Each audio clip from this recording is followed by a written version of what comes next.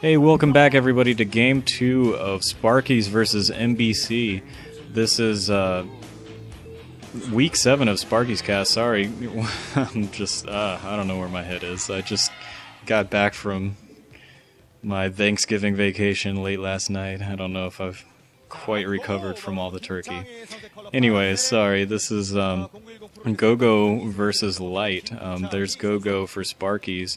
As the blue Terran in the southeast, his opponent Light in the northwest position as the brown Terran. And this ought to be a really great matchup, I'm feeling.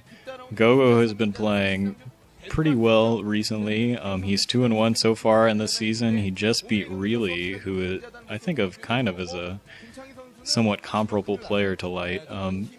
But you know, he's just been playing a lot better than he has in the past, go.go has. And so I'm really liking his play so far this year. Light, on the other hand, is just doing kind of okay. So far he's 3-4 this season, although he is 2-0 against Terran so far. But he had a pretty amazing season last year for MBC, who really struggled last year. Light was really the force of cohesion on that MBC team. I think C is probably the better player overall, but Light kind of carried things last year. C has, he has a tendency to get streaky, I guess. Anyways, yeah, so Light had a pretty remarkable 23-11 season last year, so very excellent. But so far he has not had that sort of performance this year. This year it's been all about C. Anyways, I'm going to stop talking about C because he's not playing right now. Anyways, we've got this match is being played on Tornado. The map of the match is Tornado. And with cross positions like this, this very well might turn into a pretty long Terran versus Terran. I'm just thinking. go.go has been known to do some pretty wild, crazy stuff, but so far it seems like both players are keeping it pretty safe, although Light has this early scout that seems to be not going. Maybe that is the scouting direction. Maybe he was just going through the middle a little bit to check for any cheese. Oh yeah, that is the scouting direction, I suppose, for that southwest base, because he's got to go over that hill. So, nothing too spectacular going on. Both players putting down one factory first right now. We'll see if they go for a second factory before the expansion or move in anything, but nothing too crazy. No bunker rushes, no 14 command centers. Right, and so, this series was played on the 22nd of November, which is right around when all of the Star Leagues are really getting underway and getting pretty serious.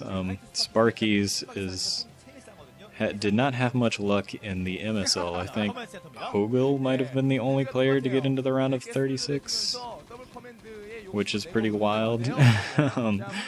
Can't really expect Hogel to make it too far, but you never know. He can, if he decided to play, well, I don't know what Hogel needs to really get himself together, but he just needs to keep his head about him, and maybe he can succeed. Of course, I haven't seen any of the Star League stuff. I'm going to catch myself up on that after I finish commentating these games, because, I've been out of town, out of the loop for a few days. However, anyways, in the OSL, Sparkyz is well represented largely because of their performance last season in the OSL. So, Type B, Yark, and go.go are all still in the OSL, as far as I know. I mean, well, yeah, I guess it hasn't been long enough. Well, maybe it has been long enough to eliminate some people out of the round of 16. Anyways, I'm going to stop rambling on about stuff that I haven't been watching. So, back to this game. So far, we've got both players going for expansions. Both players aware of each other's expansions. I think go.go's might be finishing just a little bit earlier. a second and third factory going down for Light, so he will be able to put a little bit of extra pressure on right as go.go is getting his natural expansion up and running. go.go did, however, get that up and running just a little bit earlier, and he's also putting down an armory, so maybe he will be able to get advantage in the upgrade game a little bit earlier on. But still, so far, both players are pretty even in terms of their builds and how this is playing out so far. I would have liked to see go.go maybe get some of those early vultures in for some harassment. I think he might have even been successful with it too, but he wanted to get his slightly earlier command center. Light, despite I was gonna say despite not being a superstar player, but last season he pretty much was the superstar of the MBCGame hero team. So he's just really solid. He plays a solid standard game, and he's very solid. Let's see, he's 52% Terran versus Terran. The stuff he does maybe not be the most exciting, but it is very good when he does it. And it looks like go.go is finally, he was thinking about pushing out. He's got a couple of tanks, a Vulture and Goliaths early on. So not only using that armory just for upgrades, he is getting some Goliaths. Maybe he's worried about a little bit of early dropship play, but those Goliaths will be pretty good against those Vultures too, as long as they don't wander into a bunch of spider mines around the map. So yeah, he is getting down his scanners just now, so his academy is up and he's getting down his comstat stations. So hopefully these Goliaths are going to be able to keep themselves protected from any spider mines and might be able to give him an early advantage in these sort of early mid-game, I might call it, an early mid-game battle.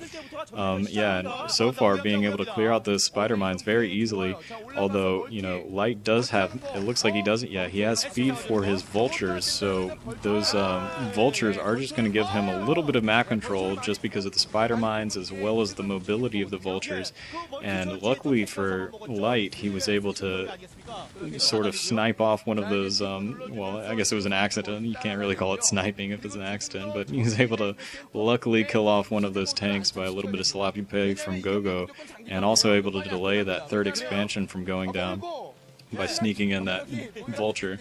But so far, other than that one tank that was lost to mines, go.go has been able to keep his army alive for the most part, while Light is sort of bleeding Vultures at the moment.